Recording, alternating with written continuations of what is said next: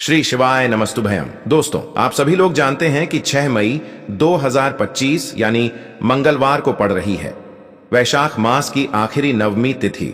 और दोस्तों, यह वह तिथि है जो वैशाख मास में पड़ने वाली सबसे बड़ी मंगलवार नवमी तिथि है और इसका बहुत ही बड़ा और विशेष महत्व होता है।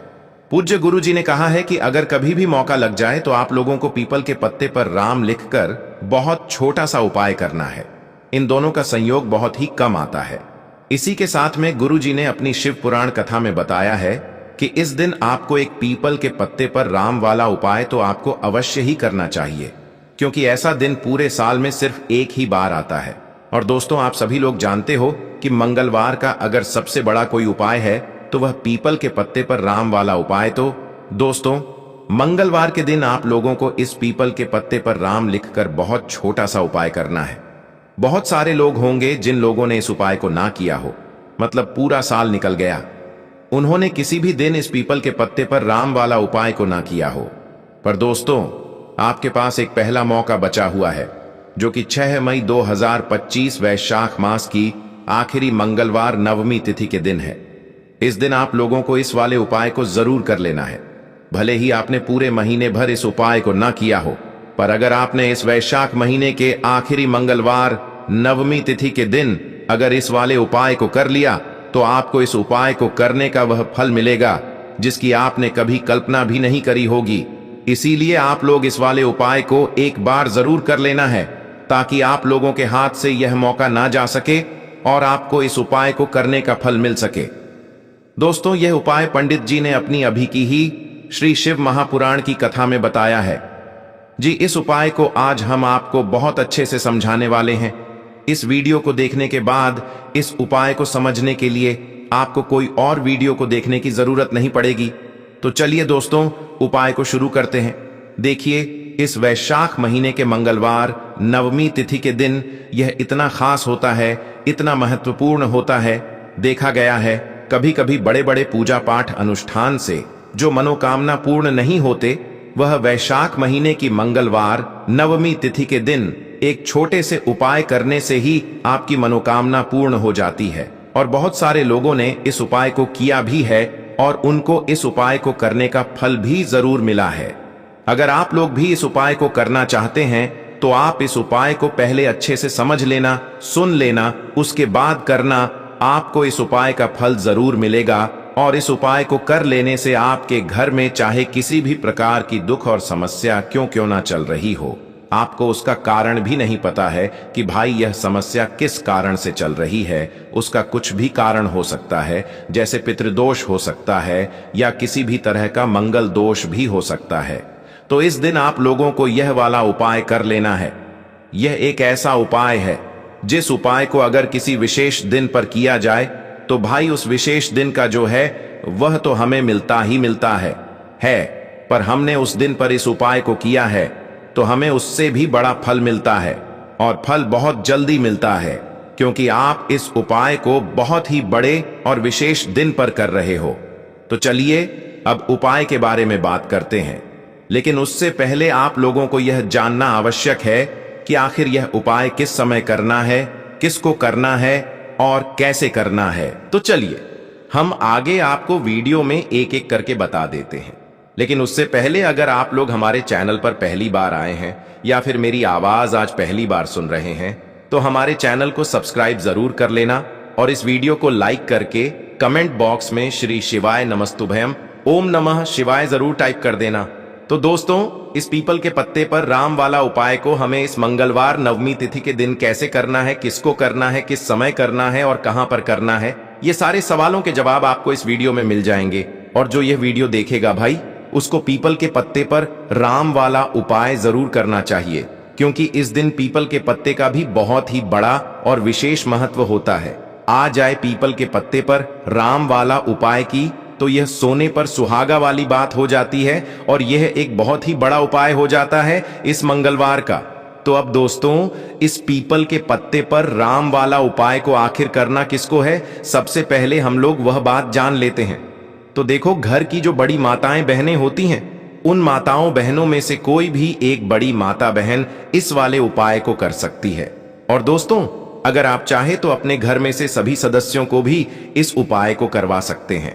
अगर किसी व्यक्ति की खुद की कोई मनोकामना है, खुद की कोई दुख और परेशानी है जो कि वह अपने लिए ही करना चाहता है, इस वाले उपाय को तो वह खुद अपने लिए भी कर सकता है। बाकी अगर कोई घर में से ऐसा है जो कि अपने पूरे घर परिवार की सुख और शांति के लिए यह वाला उपाय करना चाहता है, तो भाई वह भी कर सकता है। उसमें भी कोई दिक्कत वाली बात नहीं है। कहने का मतलब यह है कि इस उपाय को हर एक सदस्य भी कर सकता है और पूरे घर परिवार के सदस्य के लिए घर की बड़ी माताओं बहनों में से कोई एक माता बहन भी कर सकती है। माताएं बहनें अगर घर में उपस्थित ना हो या वह यह वाला उपाय ना कर पा रही हो, तो फिर घर का कोई बड़ सदस्य भी इस पीपल के पत्ते पर राम वाला उपाय को कर सकता है। चाहे फिर वह पुरुष ही क्यों ना हो, उसमें कोई भी दिक्कत वाली बात नहीं है।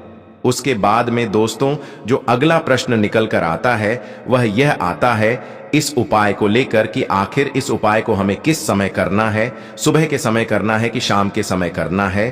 तो देखो, इस वाले उपाय को आप लोग सुबह के समय भी कर सकते हो और शाम के समय प्रदोष काल में भी कर सकते हो। अब अगर आप पूछो कि भाई साहब सबसे उत्तम समय कौन रहेगा इस पीपल के पत्ते पर राम वाला उपाय को करने का, तो हम आपसे बस यही कहेंगे कि इस उपाय को आप सुबह के समय करेंगे तो ज्यादा बेहतर होगा। बाकी अगर प्रदोष काल शाम के समय भी करेंगे तो भी अच्छा होगा, उसमें कोई भी दिक्कत वाली बात नहीं है।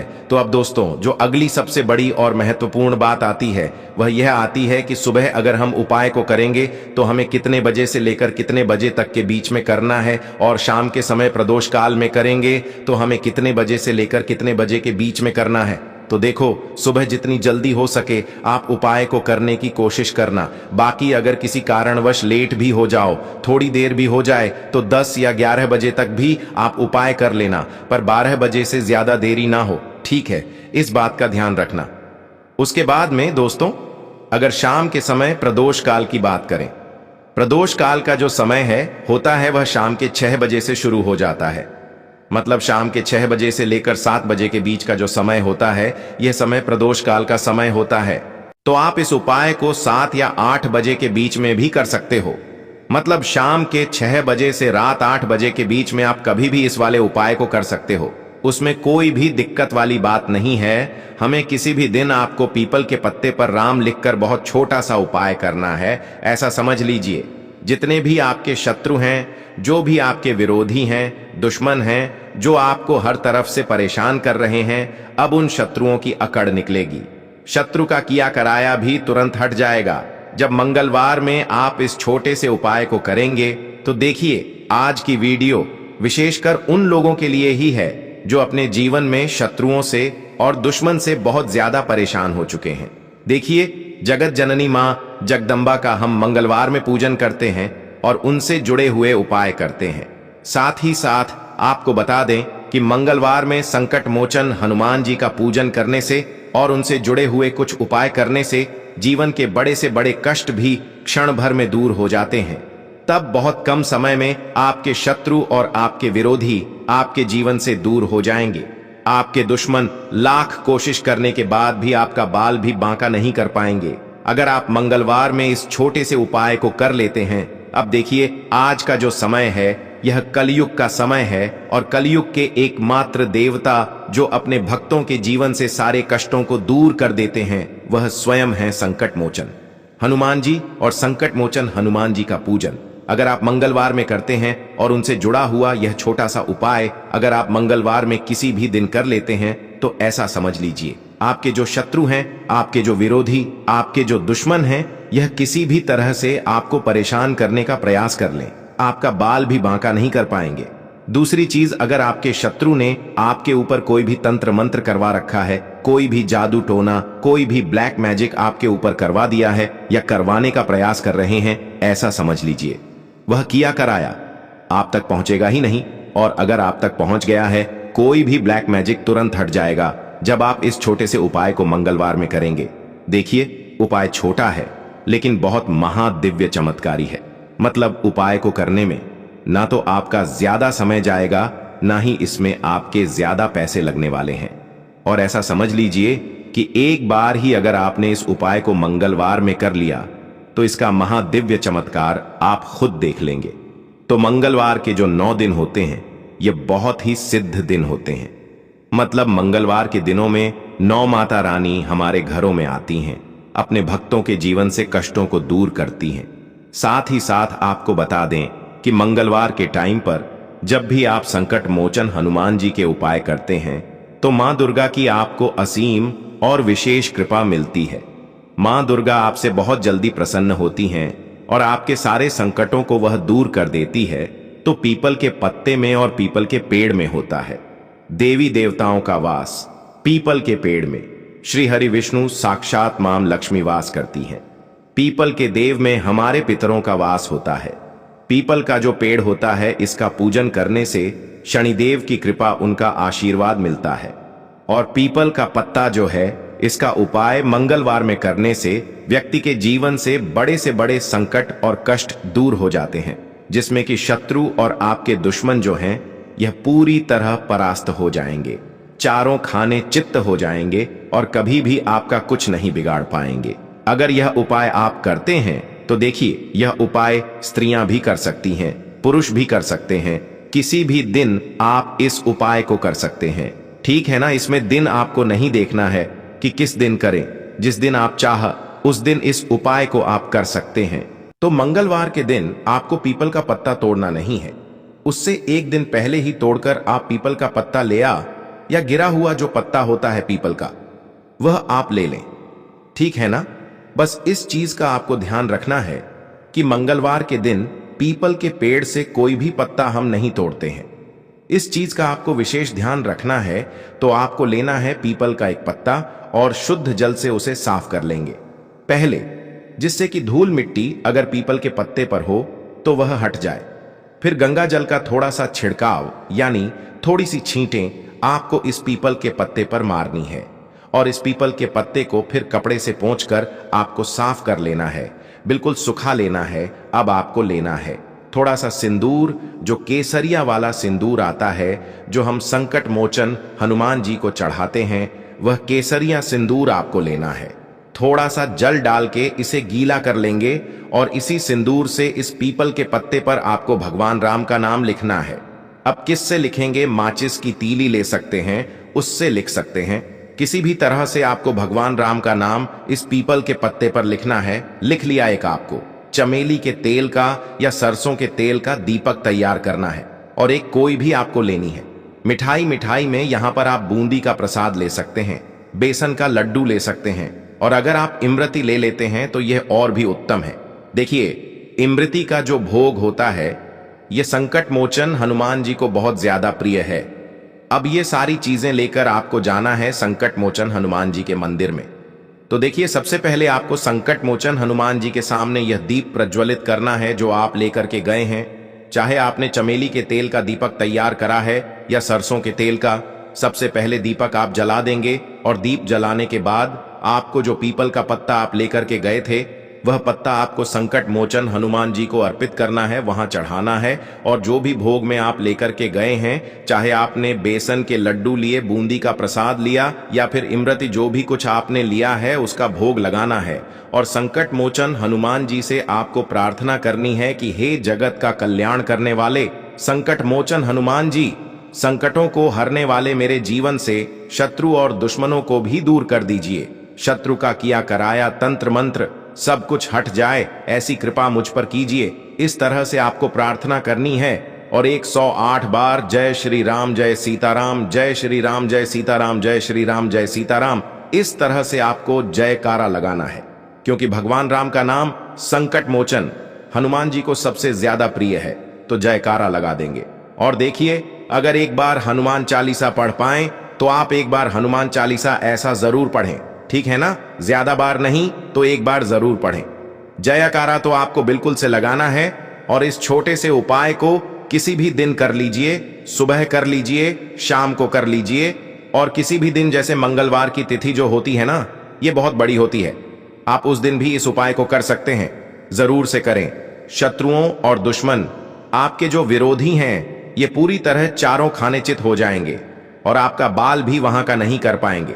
तो देखिए, इस उपाय को आप 9 दिन भी कर सकते हैं, 2-3 बार भी कर सकते हैं। अगर आप ज्यादा बार नहीं कर पा रहे हैं तो एक बार आपको इस उपाय को जरूर से करना चाहिए। तो देखिए, इस उपाय को करने से जो आपके सामने से शत्रु हैं वह भी परास्त हो जाएंगे। जो पीठ पीछे वार करते हैं, पीठ पीछे तंत्र मंत्र करवाते हैं, वह शत्रु भी चारों खाने चित्त हो जाएंगे। बस छोटा सा उपाय है, जरूर करें। तो देखिए, अब बात कर लेते हैं अपने एक बहुत छोटे से उपाय की, जिसे मंगलवार में करने से आपकी हर मनोकामना पूरी हो जाती है। यह उपाय आप अपने घर पर ही कर सकते हैं, कहीं जाने की आवश्यकता नहीं है। कोई भी ऐसी विश जो बहुत लंबे समय से अधूरी है, पूरी नहीं हो रही है, या धन को लेकर आप बहुत परेशान हैं, या घर में संकट कष्ट बहुत आते हैं, बीमारियां बहुत आती हैं, तो एक लाल पुष्प जैसे कि गुलाब का फूल भी लाल होता है, आप जरूर से अपने घर के मंदिर में मां दुर्गा को अर्पित करें और एक देसी घी का दीपक लाल बाती का जलाकर मां का पूजन करें। मंगलवार में अगर लाल रंग से जुड़ा हुआ यह उपाय आप करते हैं, आपकी सारी मनोरथ, सारी मनोकामनाएं मां पूरा कर देंगी, क्योंकि लाल रंग मां दुर्गा को बहुत प्रिय है। लाल पुष्प और लाल रंग की बाती का दीपक आपकी बड़ी से बड़ी मनोकामना को भी पूरा कर देगा। मंगलवार में यह उपाय आप किसी भी दिन कर सकते हैं।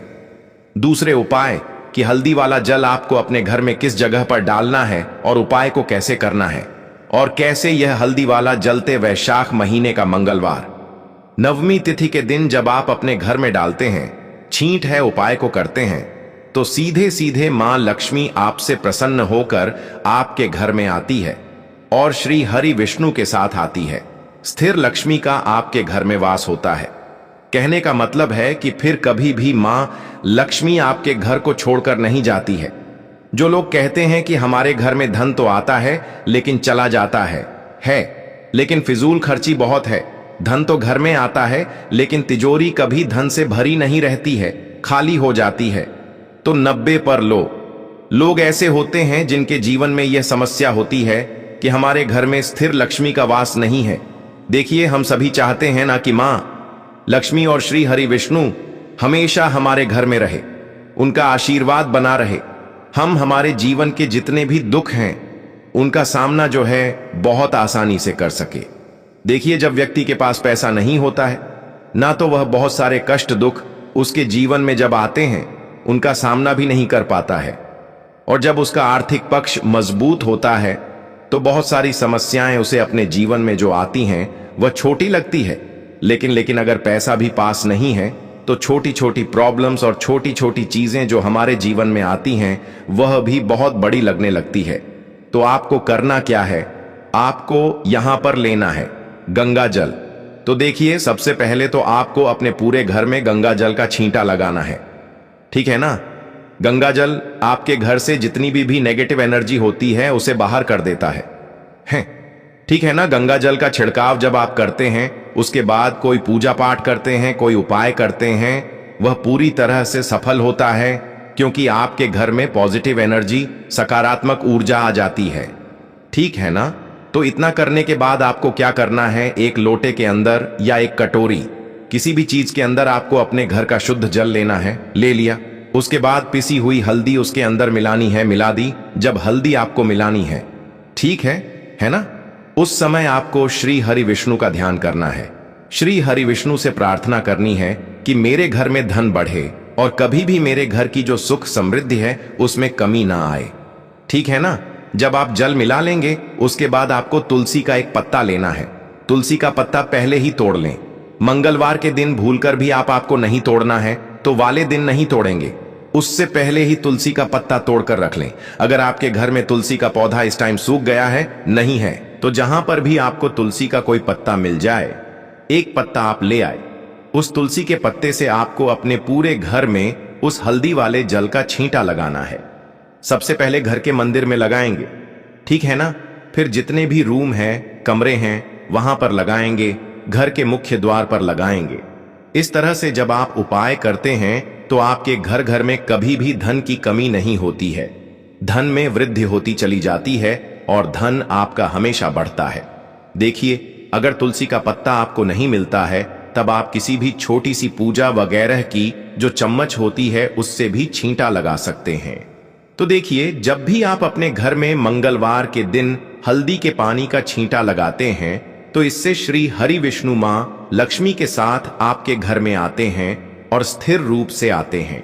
ए मतलब कभी भी आपके घर को वह छोड़कर नहीं जाते हैं। तो देखिए, हल्दी जो है यह जुड़ी है श्री हरि विष्णु से, आपकी कुंडली में गुरु को मजबूत करती है, आपके जीवन में सुख और सौभाग्य को खींच कर लाती है, धन को खींच कर लाती है, मां लक्ष्मी को प्रसन्न करती है। जिस तरह से हल्दी खाने का स्वाद बढ़ा देती है, बहुत बड़ी बड़ी बीमारियों को दूर कर देती है, उसी तरह से यह आपके जीवन को भी सुख से भर देती है।